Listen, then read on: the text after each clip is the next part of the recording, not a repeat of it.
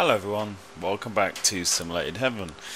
I wanted to, with the release of Project Cars very soon, I wanted to do some short videos just to talk about some of the track car combinations that exist. This is obviously a replay of a short race I did in the Clios at Donington Park. I've been driving this car a bit, not loads, a bit. And my first impressions of this particular car is that it looks nice on the exterior. The interior I'm not so impressed with. As you can see here, it just kind of looks a little bit, some of the objects in the interior look really low res and very flat to me, and I kind of expected more. I suppose I'm used to sim games that have very high detailed interiors. I was slightly disappointed with this. The car itself, apart from obviously the graphics of it, it's just, I find it really boring. I mean, this could be due to my steering wheel, the Thrustmaster T500RS, but I find the force feedback is pretty much flat and boring, and when you're driving down the road, you don't feel that much. In the corners it gets a bit more, but overall it just doesn't feel like anything. The engine sound as well, to me, sounds kind of boring. It just sounds very generic. I think if they made the engine sound and the handling a little bit better, I think that would really help a lot. Yeah, and you can see with this view, even on the other side of the cockpit, again, it just doesn't look quite as detailed as I would have hoped. So yeah, the track itself is really nice. Obviously the environment, the graphics in general on this game are very good, and I think they've optimized it further because I'm getting a really good frame rate in this game. There's no hitches, there's no hiccups or anything. It's really well optimized, which is good.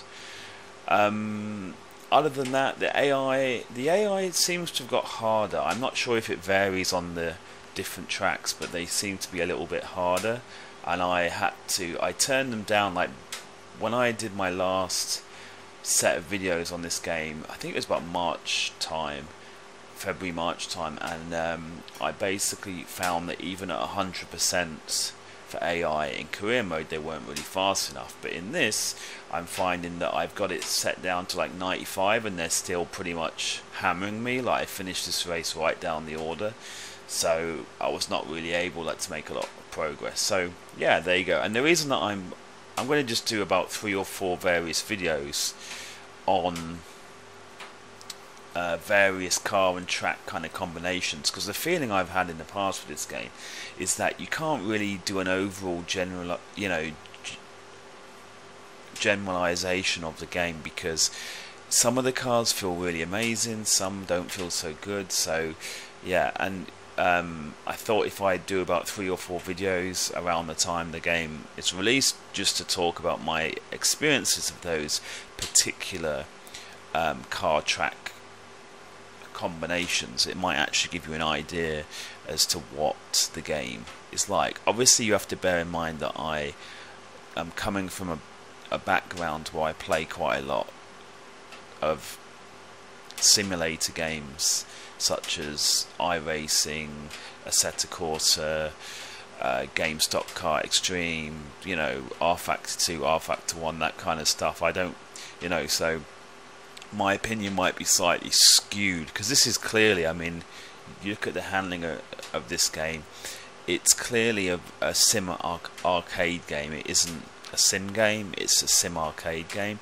There are some elements of realism in the handling, but I wouldn't say it's full on realistic. Like, you can kind of feel they're trying to make it seem realistic, but there's lots of situations where you feel that in real life you would just spin out, which in this game, in most of the vehicles, you don't seem to as easily. But yeah, but this is obviously just my opinion, and I hope you enjoyed this video, and hopefully you will enjoy the series of the next few videos that I do, and hopefully it'll give you an idea of this game. And of course, if you have any questions about the game, you can leave a comment in the comment section below. So thank you for watching, and I'll see you in the next one. Bye bye.